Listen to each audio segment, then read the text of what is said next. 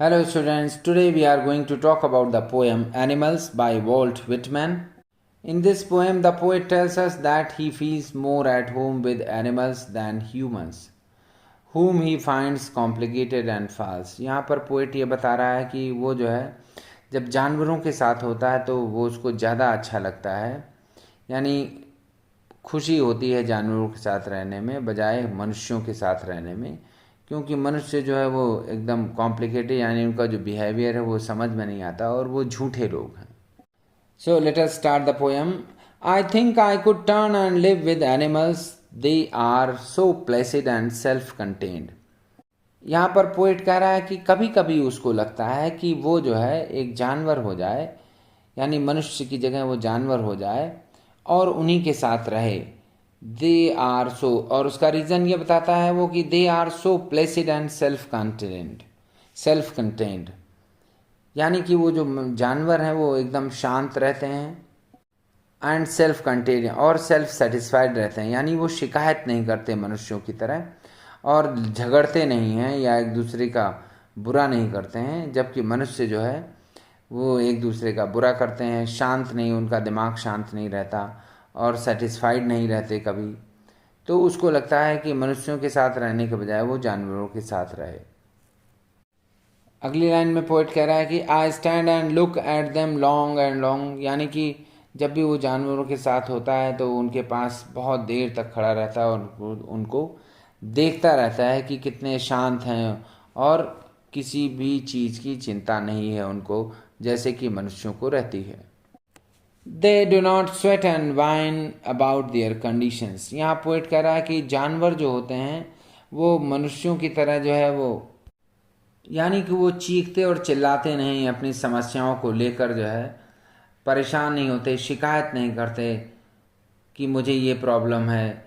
जैसे कि मनुष्यों को कोई समस्या आ जाती है तो वो तुरंत रोने, चीखने और चिल्लाने लगते हैं, शिकायत करने लगते हैं. तो जानवर वैसा नहीं करते, इसलिए उसको लगता है कि जानवरों के साथ रहना ज़्यादा अच्छा है उसके लिए. They do not lie awake in the dark and weep for their sins. यहाँ पर पोइट कह रहा है कि वो जो मनुष्य जो हैं वो जो है हमेशा परेशान रहते हैं, एकांत में पड़े रहते हैं अंधेरे में और चिंतित हो जाते हैं अपने भविष्य को लेकर और अपने भूतकाल में जो कार्य करे हैं उन्होंने पहले, उनके लिए वो रोते रहते हैं, यानी अपने अपराधों के लिए, अपने गलत कार्यों के लिए वो दुखी होते रहते हैं. लेकिन जानवरों के साथ वैसा नहीं है. जानवर जो है ना तो भविष्य की चिंता करते हैं ना भूतकाल के लिए परेशान होते हैं कि उन्होंने कौन सी गलती कर दी है, वो सिर्फ वर्तमान में रहते हैं. यानी कि मनुष्यों की तरह वो जो है परेशान नहीं होते कि अरे ये मेरा काम बिगड़ गया, अब आगे क्या होगा, ऐसा कुछ उनके साथ में नहीं रहता. यानी कि वो आराम से चैन की नींद सोते हैं. लेकिन मनुष्यों के साथ ऐसा नहीं है. मनुष्य जो काम करते हैं रात में वो चिंतित होते रहते हैं, उनकी नींद गायब हो जाती है और अपनी गलतियों के लिए पछताते रहते हैं. And weep for their sins मतलब गलतियां से, अपराध से है.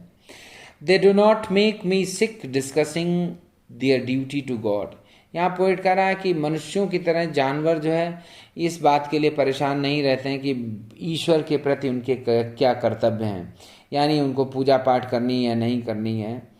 यानी वो परेशान नहीं होते, दिखावा नहीं करते हैं कि नहीं वो ईश्वर के प्रति ईमानदार हैं, वह बहुत पूजा पाठ करते हैं, ईश्वर के प्रति उनका बहुत ही प्रेम है. जानवर वैसा कुछ नहीं करते मनुष्यों की तरह. Not one is dissatisfied, not one is demented with the mania of owning things. यानी ये यहाँ पर पोइट कह रहा है कि कोई भी जानवर जो है डिससेटिस्फाइड, यानी कि असंतुष्ट नहीं दिखेगा अपने जीवन से, यानी उसको जो भी मिल जाता है उसी में उसकी संतुष्टि रहती है. Not one is demented with the mania of owning things. ना तो कोई आदमी, मनुष्य जानवर पकड़ाया होता है मनुष्यों की तरह कि नहीं मुझे ये भी मिल जाए, वो भी मिल जाए, मेरे पास सब कुछ हो जाए. ओनिंग थिंग्स का मतलब सब कुछ होने से, यानी कि सारी चीज़ें जो है उसको मिल जाएं.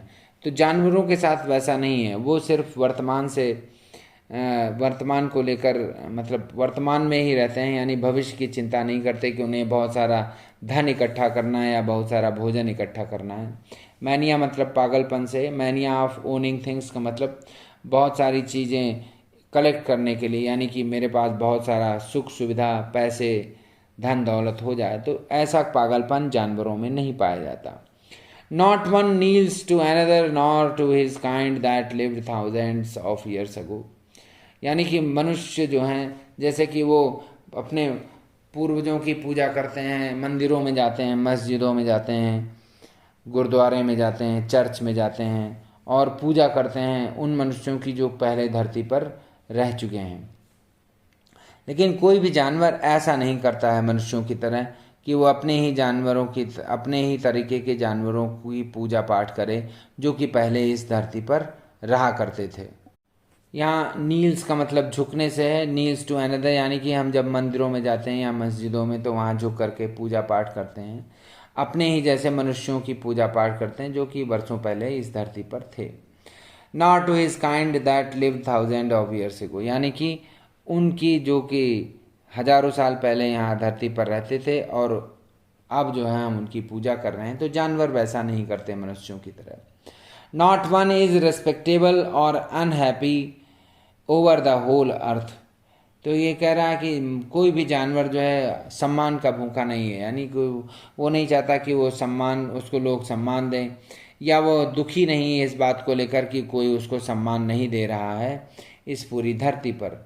यानी कि जो भी कष्ट हैं उनको, जो भी परेशानियां हैं जानवरों को, वो उसके लिए शिकायत नहीं करते, न दुखी रहते हैं, न इस बात की चिंता करते हैं कि कोई उनका तिरस्कार कर रहा है यानी अपमान कर रहा है, या उनकी भलाई कर रहा है या उनका सम्मान कर रहा है।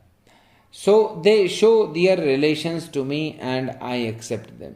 और पोइट कहता है कि इन्हीं गुणों की वजह से, इन्हीं क्वालिटीज़ की वजह से मैं जानवरों की संगत को पसंद करता हूँ, यानी जानवरों की, एनिमल्स की कंपनी को पसंद करता हूँ, यानी इसीलिए वो जो है मुझे अपने लगते हैं, अपनापन लगता है। Relations to me and I accept them, और वो इस बात को स्वीकार करता है कि हाँ, जानवरों के बीच रहने पर उसे अपनापन लगता है।